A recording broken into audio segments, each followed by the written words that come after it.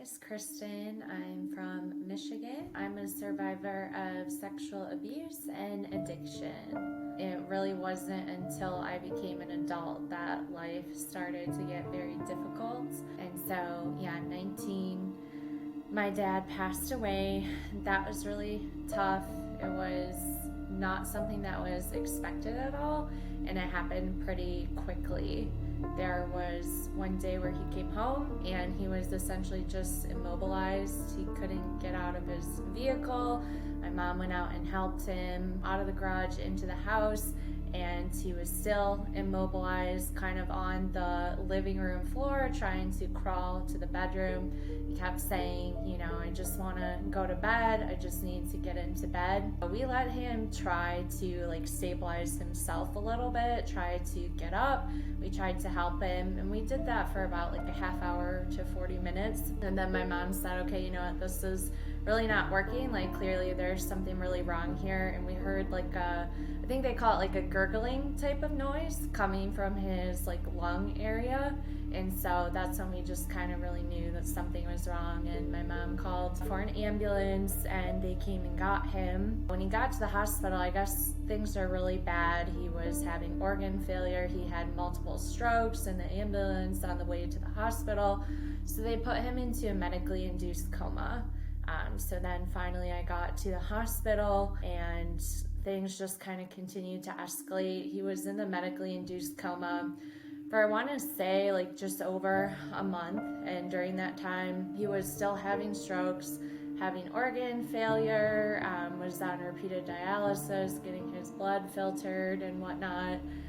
He had a trach and a feeding tube and things of that nature. And it was kind of confusing because it was wait a minute, he was just perfectly healthy and everything was fine. And then all of a sudden he's this very, very sick man. And he started to not even look like my dad. So he lost a lot of weight. He had a lot of bed sores from being in the hospital bed. His face just kind of looked really sunken in. And he would go from being super puffed up when they're on the dialysis. I think they retain more water when they're on that.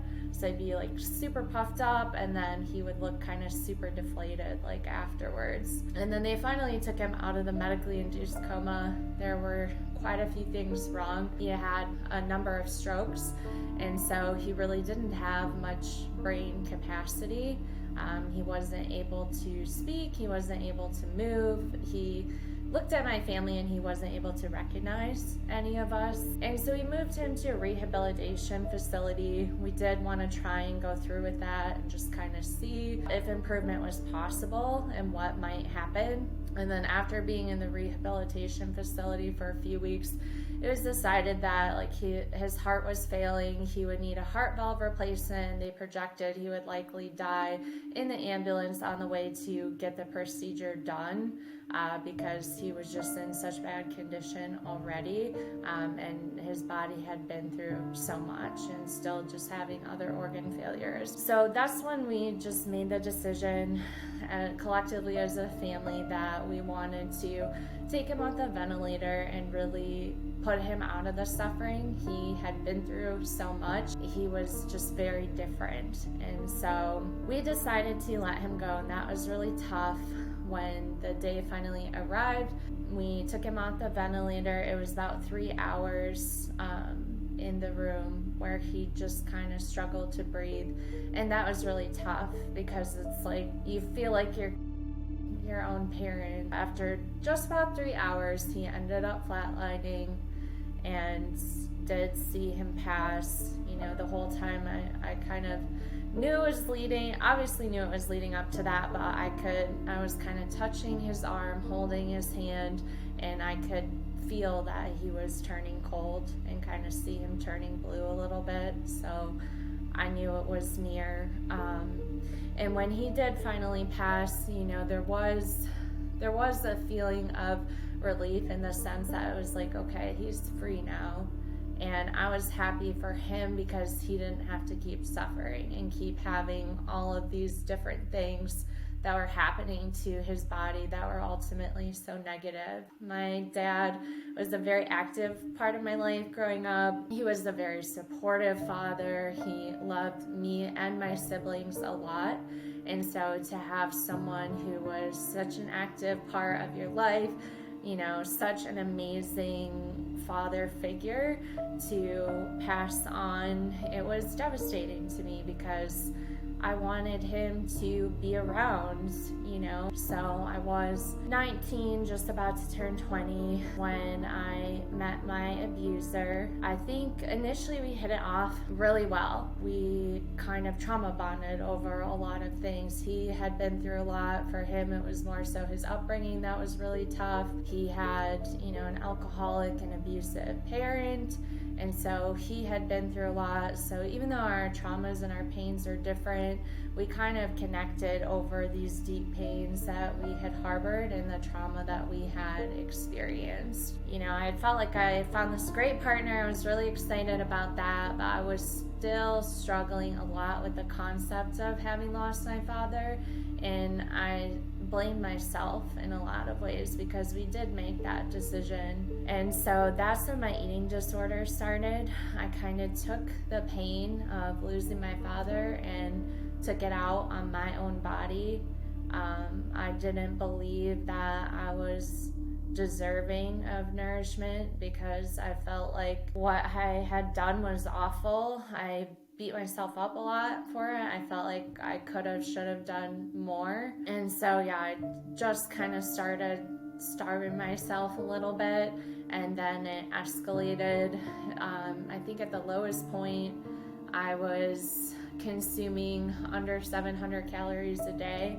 And there are pictures where you can see my rib bones, you can see how thin I am, and I liked that. I liked the idea of being able to see my bones through my skin. It felt good to make myself suffer because I felt like that was what I deserved, and to take that pain out on my body also kind of felt like a physical way to get the pain out, even though I was only accumulating and causing more pain by doing that. My eating disorder lasted for about 2 years before I finally started accepting that I had a problem, and it was at the point where I was afraid to eat. I was afraid to consume calories, and I had a really terrible relationship with food. And so I knew that I needed to work on building a new relationship with food and trying to find ways to be excited about eating instead of being afraid to eat. And so I got into cooking. I started trying different recipes, and I was eating plant-based because I felt like, well, if I'm eating mostly plants, there's not going to be too many calories associated with that. So I shouldn't be as afraid to eat if I'm eating something that isn't so high in calorie.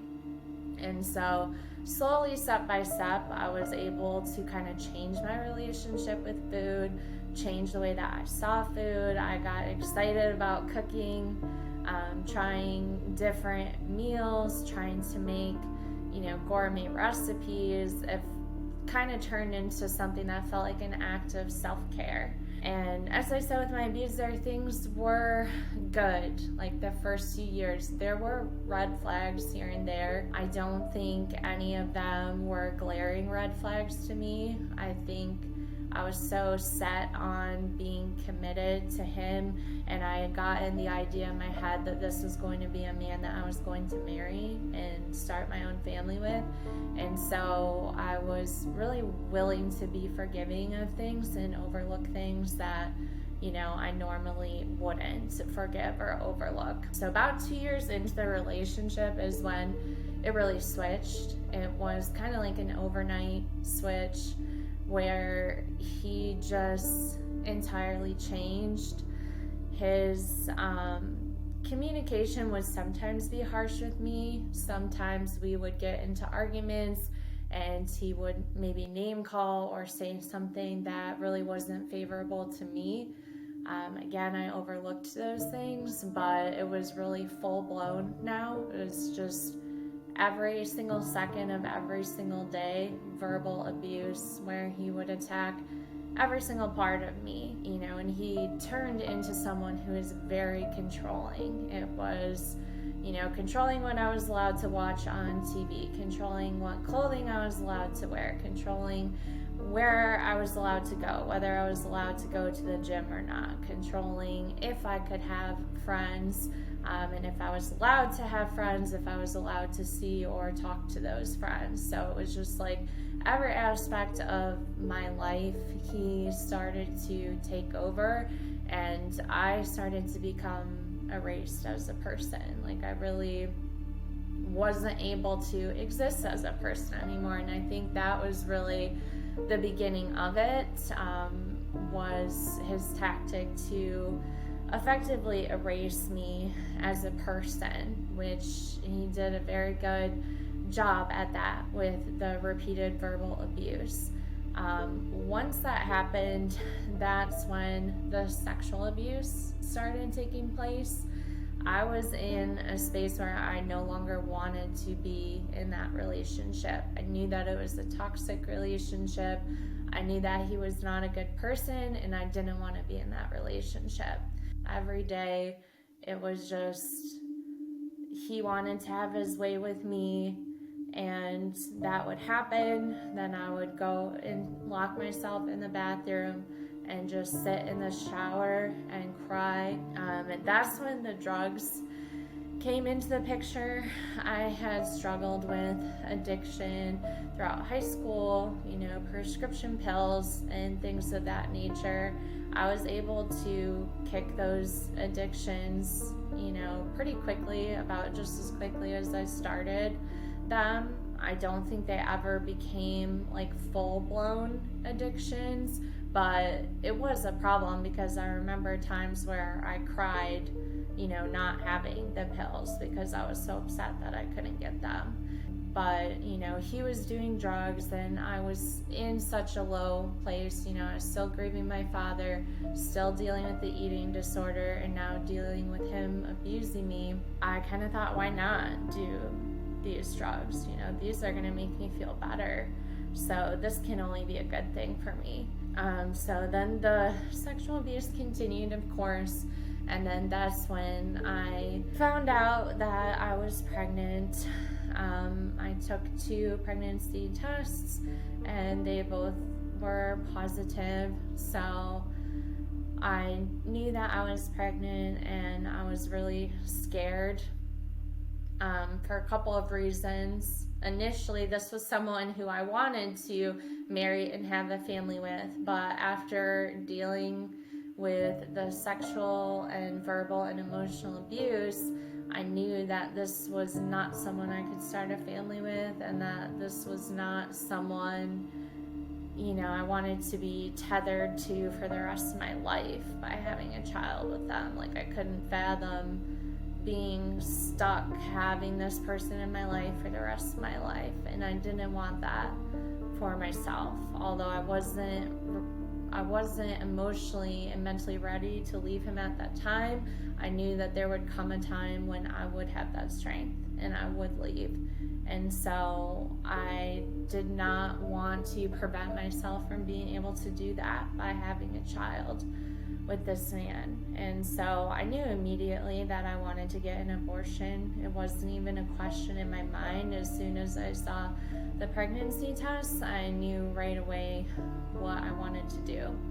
From the time that I found out I was pregnant up until the time that the procedure took place, it felt like I was just holding my breath that whole time. So I was really relieved to know that everything had gone well, that I was free to go back to where we were staying. And I remember getting back, and I was feeling somewhat okay, but then the soreness and everything kind of started to kick in. I started to really feel the effects of the procedure, felt really sore, didn't want to move around too much, just kind of wanted to lay there. And I remember asking, if he would get me something to drink, get me a little food, and it was just kind of like, no, get it yourself. Like, he was very upset that I had made that choice, and he, still was saying, "You killed my baby. I can't believe you chose to do that." And then I got a new job opportunity, and they were offering to relocate me to a different part of Michigan. And so I was really excited about that, because I kind of felt like that could be a good opportunity for me to try and change my life around and to try to start getting out of this situation. So I talked to him about the job. He did say that he wanted to come with me. Just before COVID began in 2020, that's when we reached the breaking point. It was one evening where things had just gotten so bad. We were both high on drugs. I can't even remember what we were arguing about, but he was just so incredibly angry. And he went into the bedroom and locked the door, and he wasn't going to let me in there. And he told me that I had to sleep on the floor. And the fact that he would lock me out of my own bedroom in the apartment that I pay for, and he wanted to sleep in the bed that I just bought and paid for, and have me sleep on the floor, that really was just it for me. So I told him, I tried to frame it like, you know what, we're not going to break up, but we just can't live together right now. And his mom lived down in Florida. So I said, whatever you need, I'll buy you a plane ticket to go stay with your mom in Florida, or I'll buy you a U-Haul and you can take, your things and go stay with your uncle. He had an uncle in Michigan that he used to live with prior to living with me. So I said, if you want me to pay for the U-Haul so you can take your things and go live with your uncle, I'll do that.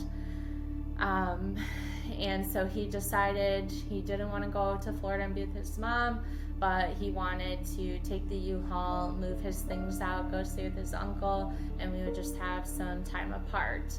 So he did do that. It was very hard to say goodbye, and when I said goodbye, which of course he didn't know it at the time, but I knew that that was the last time I would ever see him, and that I was saying goodbye, for forever, for the very last time. So yeah, it hit me a lot. It was painful. It was painful to the point where when we finally broke up, I was terrified of any kind of intimacy with anyone. I didn't think I'd be able to have again for the rest of my life, because I was so scared of it, and it was something that caused me pain for so many years. I questioned if I would even want to have physical intimacy with someone because of how painful it was.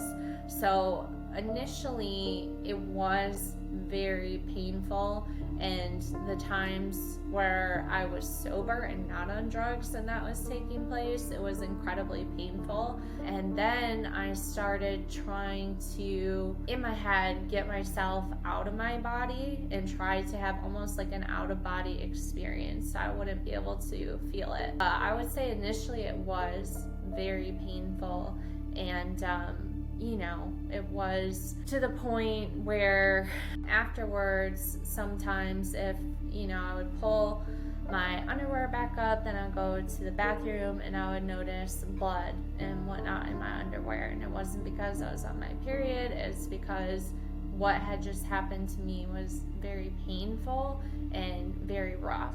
I think the biggest thing I would say is I never deserved what you put me through. I know that he had a horrible upbringing. Like I said, he was abused by his parents, but that never makes it okay to turn around and abuse someone and do what happened to you, do that to someone else, right? And so I would tell him that he needs help. I do believe he is a full-blown narcissist. I do believe he potentially could be sociopathic. Of course, those are clinical diagnoses that need to come from a professional. But I would if I could really say anything to him, I would encourage him to get help. I would encourage him to go see a psychiatrist and to get help so that he can be better for the people who are in his life still. One evening, we had gotten into a really big fight. We were both high on cocaine. He decided to go upstairs because we had a 2-story townhome at the time. So he decided to kind of go upstairs and do his thing, and I was downstairs. It had been about 30 minutes or so since he had like a very large eruption, and I decided to go up and check on him, just make sure that he was okay, and even apologize for getting upset with him. So I went upstairs, I started having a conversation with him, and he was still very unhappy. And so then we started yelling at one another. He came up to me from behind, grabbed me around my neck like this, and just pulled very tight. And so then I kind of kicked him from behind me as hard as I could and tried to just get out of the chokehold. And after 2 kicks with kind of the bottom of my heel like into his leg, he let go.